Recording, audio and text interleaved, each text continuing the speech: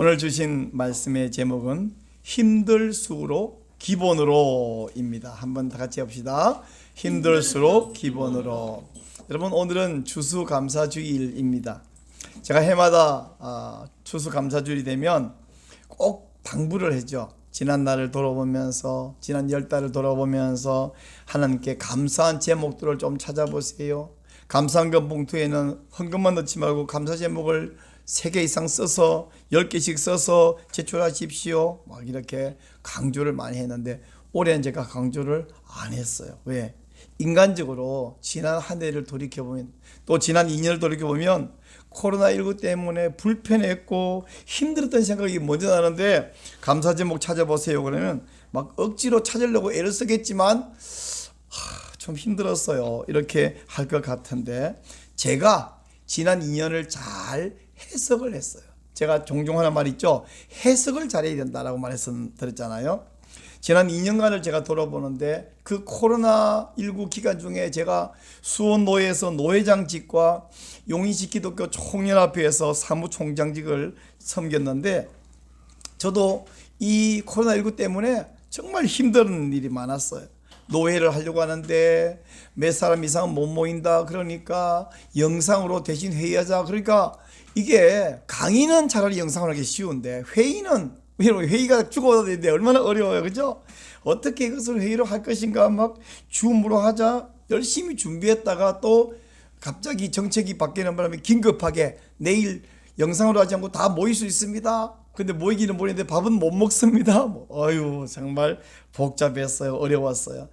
또 2년 동안 2년 이제 1년 동안 노회장 하면서 노회를 정기 노회를 2번 하는데도 노회에서 성찬식 집례를 한 번도 못 해봤습니다.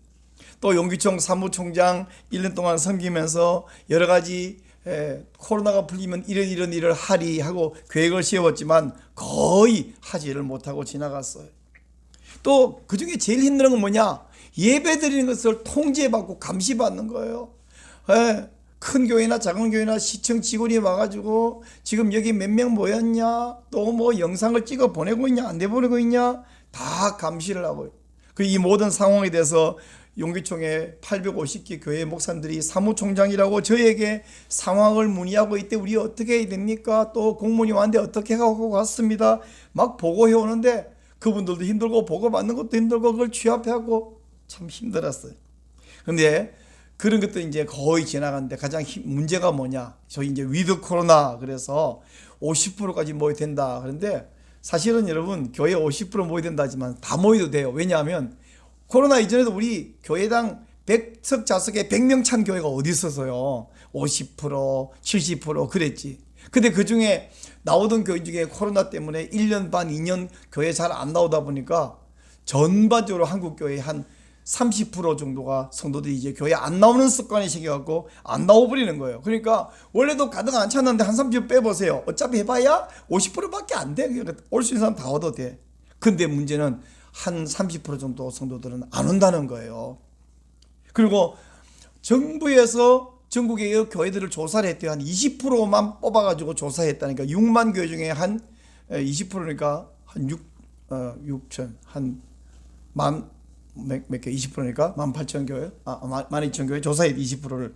근데 조사해가지고 지금 그 교회는 대면으로 예배드립니까? 비대면으로 예배드립니까? 이렇게 조사했는데 10월 3일 날 조사했대요. 근데 놀랍게도 조사하니까 비대면으로 예배드린다 몇 프로, 대면으로 예배드린다 몇 프로, 예배 아예 안 드린다 16%.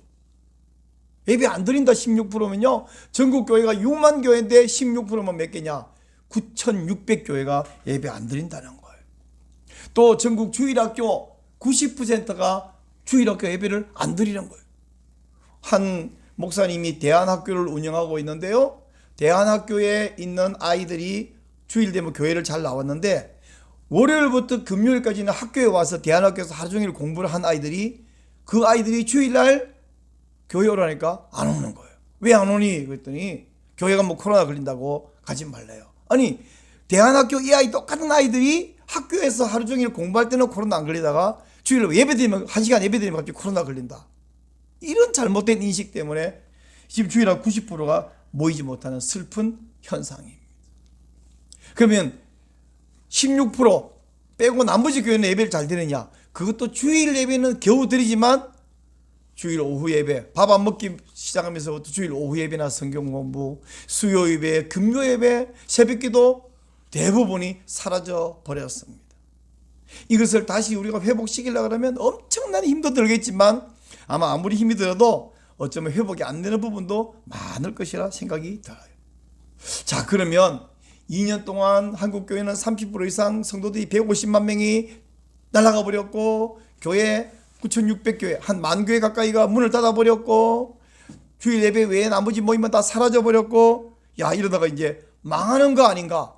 그러면 지난 2020년, 2021년에는 돌이켜볼 때 감사한 거 아무것도 없는가? 아니요, 그렇지 않습니다. 돌아보면 여전히 우리에게 그런 와중에도 감사할 것이 있습니다. 자, 여러분, 아멘을 준비하세요. 감사할 첫째 감사는 아직도 여전히 내가 믿음 안에 있다는 사실입니다. 아멘.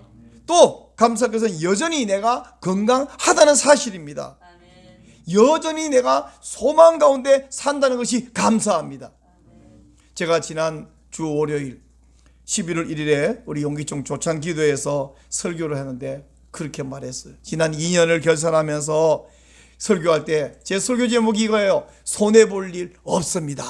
이 제목으로 설교 말씀 전했어요.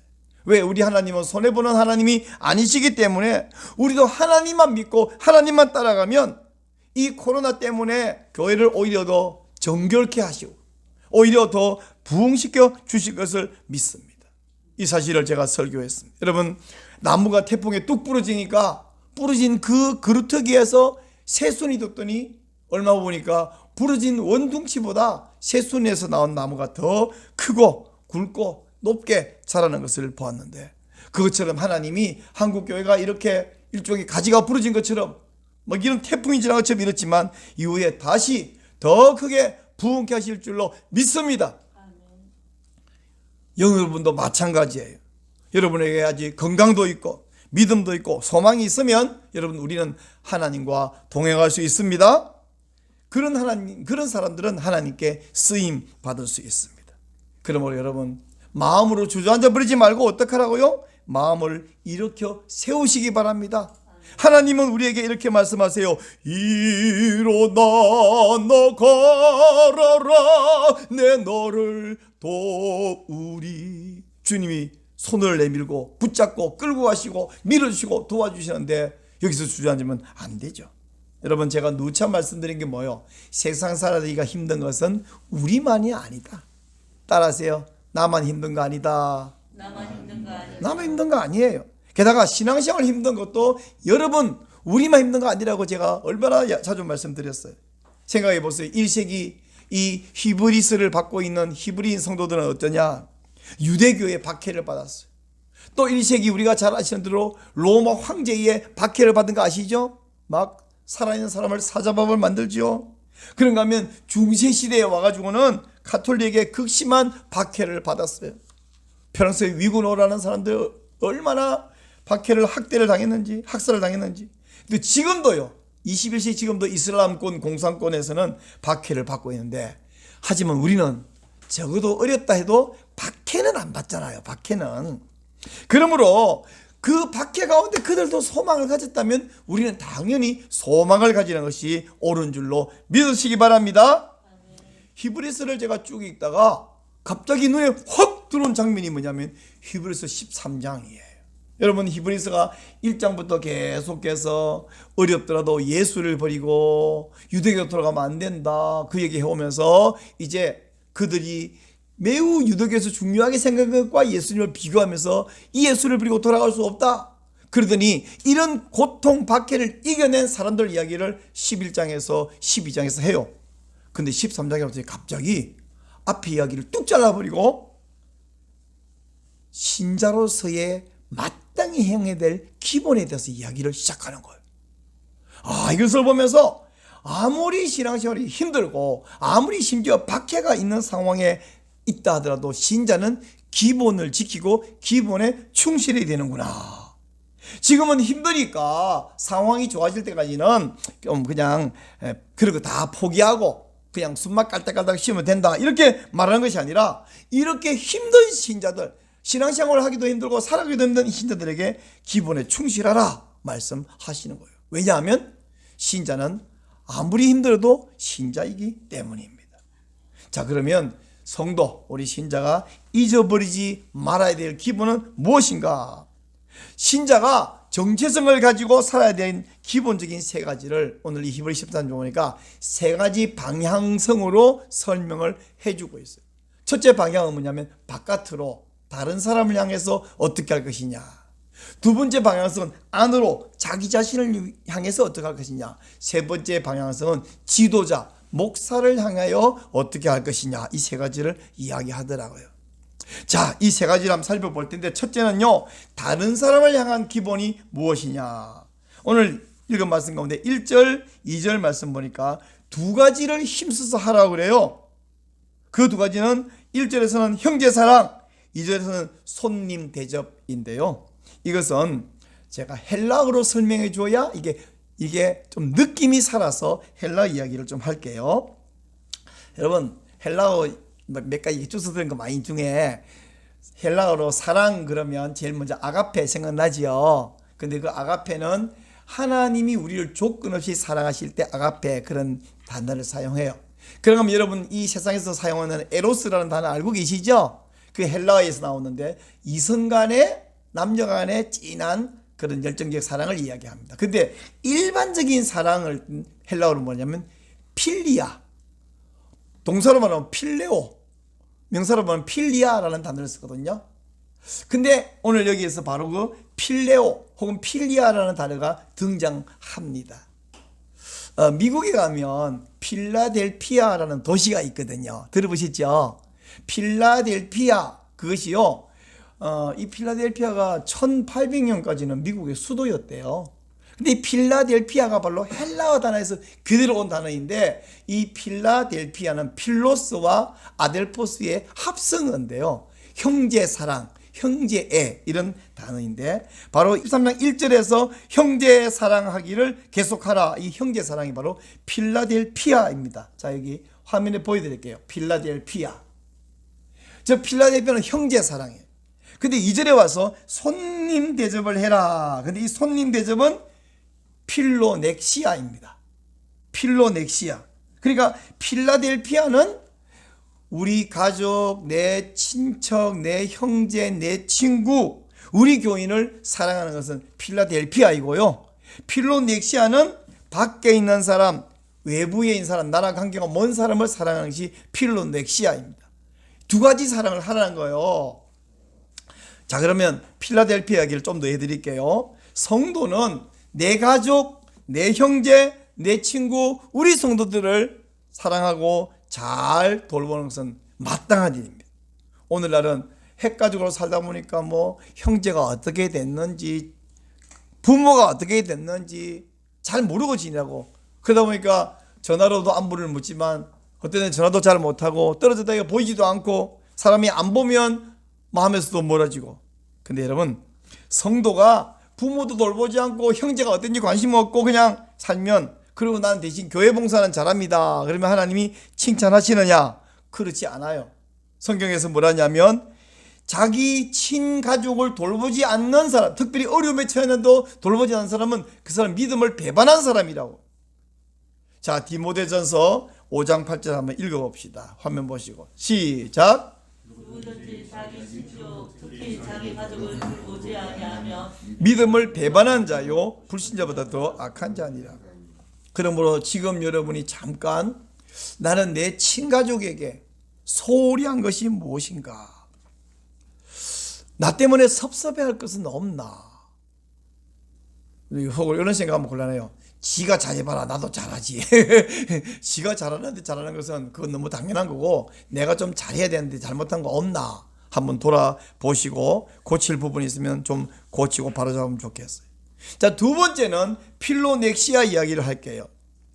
신자는요, 나하고 유대관계가 끈끈하고 DNA를 많이 공유한 가족에게도 혹은 내 아주 가까운 친구에게만 잘하는 것이 아니라 나와 이해관계가 없는 사람, 나와 거리가 좀 먼 사람도 사랑해야 되고 돌아보아야 합니다.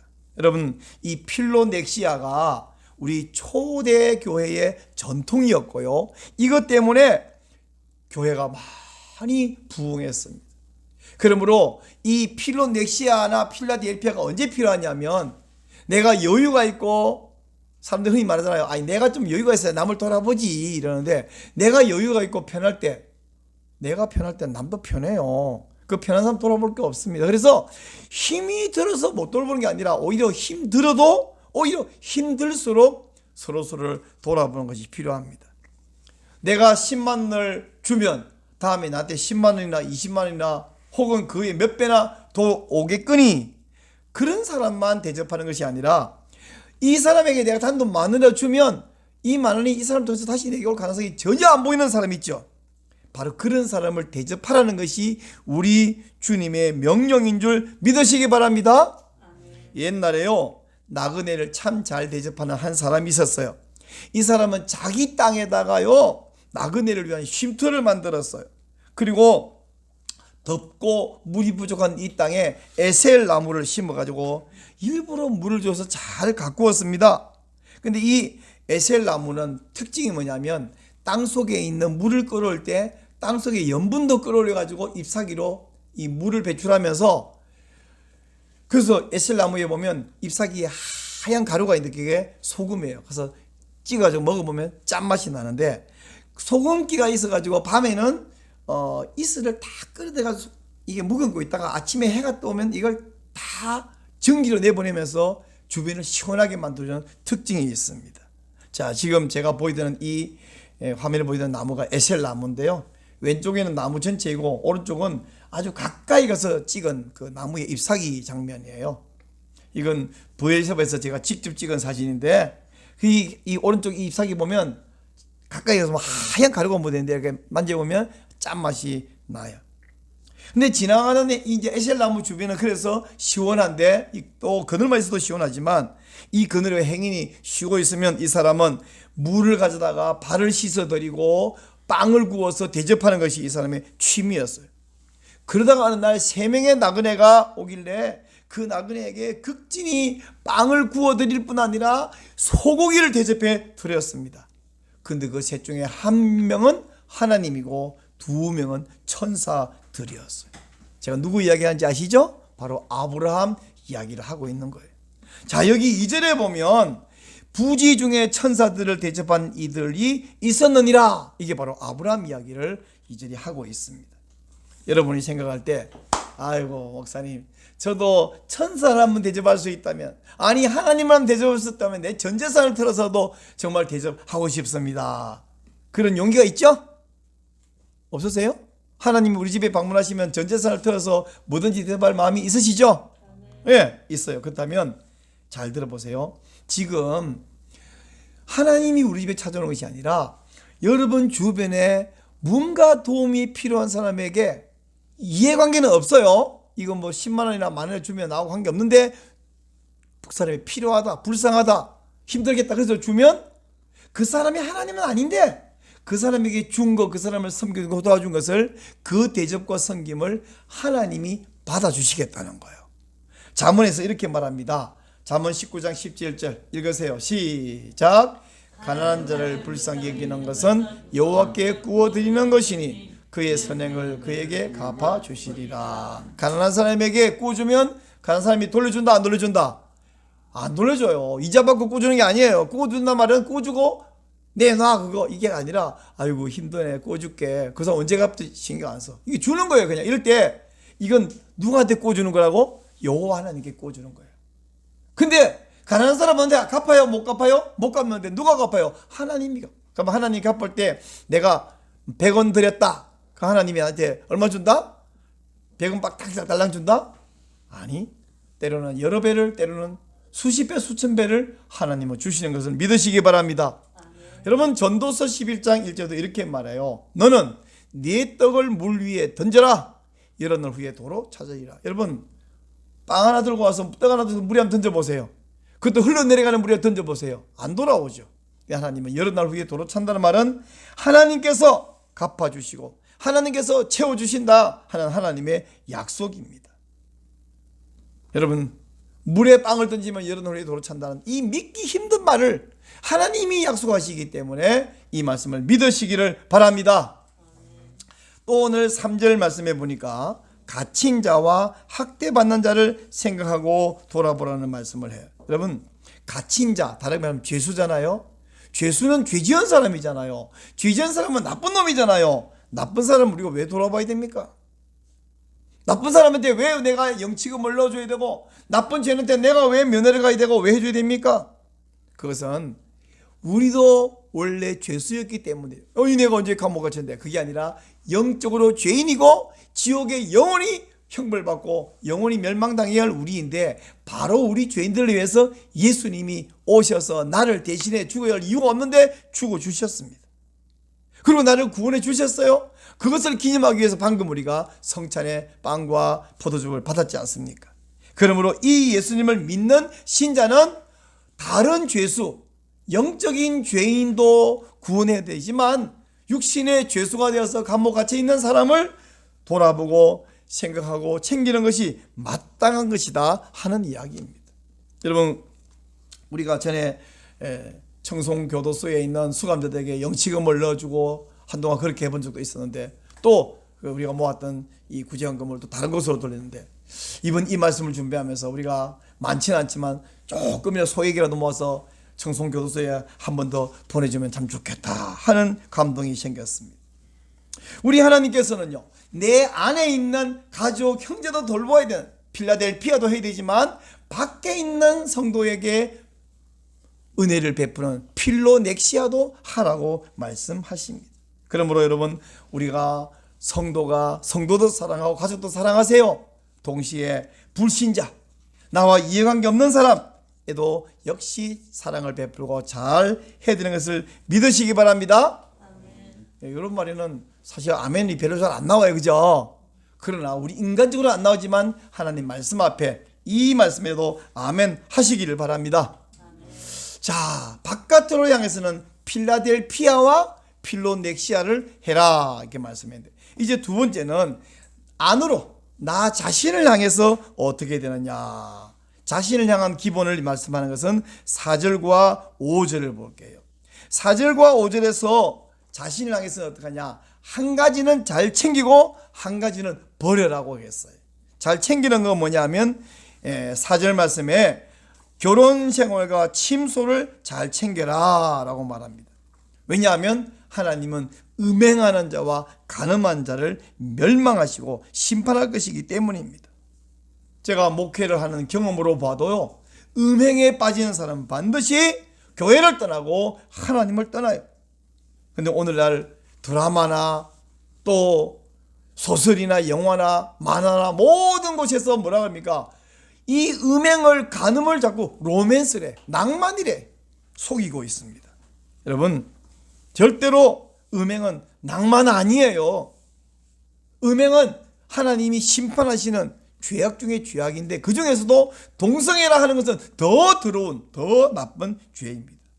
성도는 결혼과 가정과 부부의 침소를 소중하게 잘 챙겨야 될 줄 믿으시기 바랍니다. 두 번째, 자신을 향하여 해야 되는 건 뭐냐면 5절 말씀에 말합니다. 반드시 우리가 버려야 될 것은 뭐냐? 돈을 사랑하지 말고 돈을 사랑하는 마음을 버려야 돼요. 이 똑같은 말씀을 디모데전서 6장에서도 말하는데, 자, 디모데전서 6장 10절 한번 읽겠습니다. 시작. 돈을 사랑함이 일만학의 뿌리가 되나니 이것을 탐내는 자들은 미혹을 받아 믿음에서 떠나 많은 근심으로서 자기를 찔렀도다. 돈을 사랑하는 마음 자체가 일만악의 뿌리가 된다. 우리가 감기가 만병의 근원이 된다는 말도 있는데, 돈 사랑은 바로 영적인 감기예요. 일만악의 뿌리가 돼. 왜 그러냐면 돈 사랑한 사람은 하나님을 안 사랑하기 때문입니다. 하나님을 의지하지 않기 때문이에요. 그래서 여러분, 좀 전에 말했던 음행과 이 돈 사랑, 이 두 가지는 우상 숭배와 함께 3대 악, 하나님을 대적하는 3대 악이에요. 3대 원수, 뭐라고요? 받아 적는 거에 너무 그렇게 집중하지 말고 듣는 것이 중요해요. 받아 안 적어도 됩니다. 자, 자세를 보세요. 그래요. 감사합니다. 자, 3대 악이 뭐냐면 우상숭배야, 음행, 그리고 돈 사랑하는 마음. 돈이 아니고요. 돈 사랑하는 마음. 돈은 좋은 거지. 돈은 편리한 거고요. 그래서 어떤 사람은 돈과 하나님 사이에 뭘 의지할 것인가? 저울질하는 자체가 불신입니다. 이 5절 말씀 끝에 가니까 내가 결코 너희를 버리지 않고 떠나지 않겠다 말씀하시고, 6절에서는 주는 나를 돕는 자다 라고 말씀하시는 것은 뭐냐면 돈 의지하지 말고 하나님 의지해라. 따라하세요. 돈 의지하지 말고 하나님을 의지하라. 이 말은요, 하나님은 우리에게 필요한 것을 아신다 모르신다? 다 아셔요. 그럼 아는데 하나님이 필요한 만큼 주신다 안 주신다? 안 주셔요? 주셔요. 다만 우리가 욕심이 엄청 많습니다.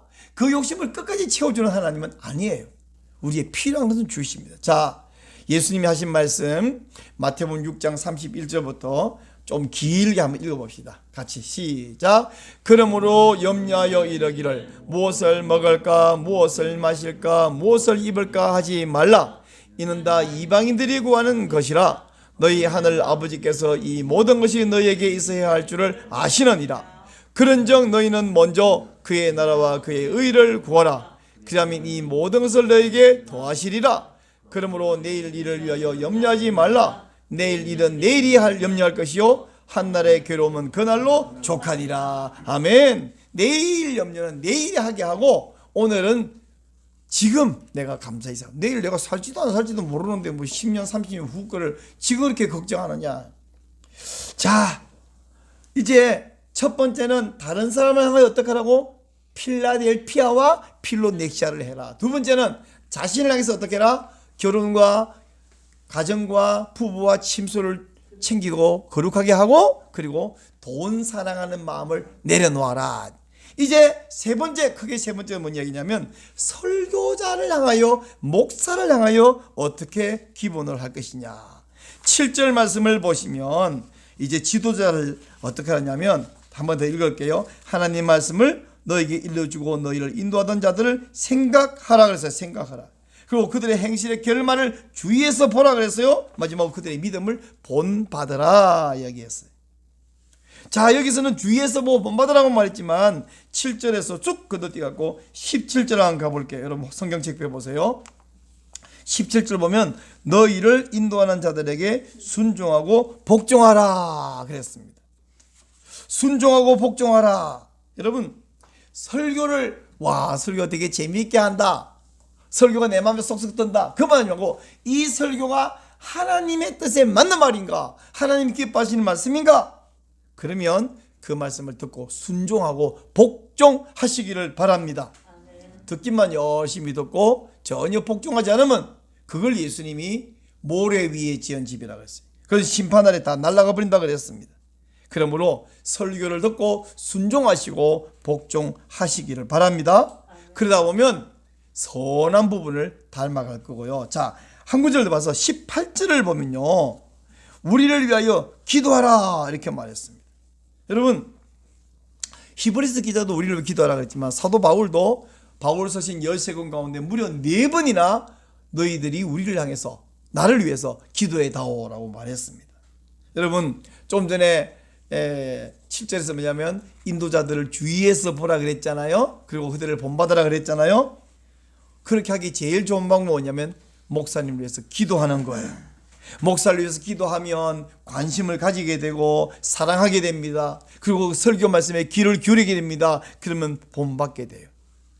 사도 바울 같은 분, 또 히브리서 기자 같은 이 사도들이, 대사도가 성도에게 우리를 위해서, 나를 위해서 기도해 달라 부탁했다면 오늘날 저 같은 평범한 목사에게는 여러분의 기도가 필요하다 안 필요하다? 당연히 필요하다. 여러분의 기도가 필요합니다. 지지가 필요합니다. 후원이 필요합니다. 한 번은 제가 좀 옛날인데 한 교회에서 여름 수련회를 갔는데 1학년, 2학년, 3학년 이 아이들을 수백 명 모아놓고 제가 와서 설교를 해달라는 거예요. 어른들 설교하고 아이들 설교 어떤 게 더 어렵다? 아이들 그거 더 어려워. 왜? 아이들은 기본적으로 집중을 안 하잖아요. 집중하게 만들.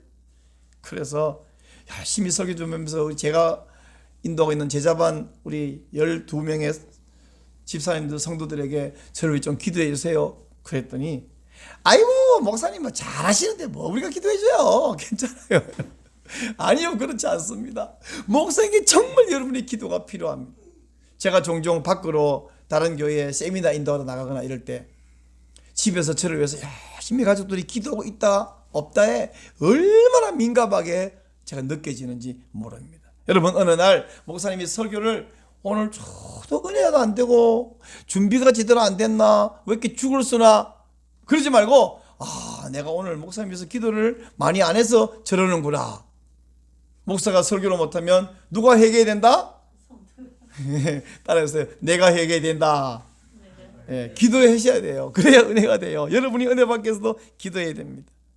또 여러분이 복을 받기 위해서도 목사를 위해 기도해야 됩니다. 자, 여러분 물어볼게요. 여러분은 담임 목사를 위해서 얼마나 자주 얼마나 많이 기도하고 있습니까? 그건 대답하지 말고 오늘 이 말씀을 듣고 내가 앞으로 목사님 위해서 얼마만큼 자주 얼마나 많이 기도하시겠습니까? 저한테 대답하지 말고 지금 옆에 있는 분에게 마주보고 나는 이제부터 목사님 위해서 얼마만큼 기도하겠다. 자, 시간 드릴게요. 이야기하세요. 지금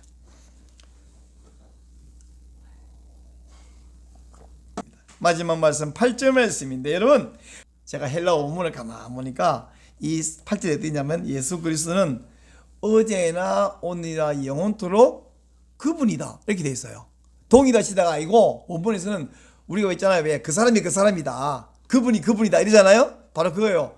호 아우토스 이렇게 돼갖고 예수님은 어제나 오늘이나 영원하도록 바로 그분이다 이렇게 됐어요. 이게 무슨 말이냐 하면 바로 그분이다는 말은 바울이 섬기던 예수님, 주기철 목사님이 섬기던 예수님, 지금 담임 목사가 섬기는 예수님, 여러분이 믿고 따르는 예수님, 같은 분이다 다른 분이다?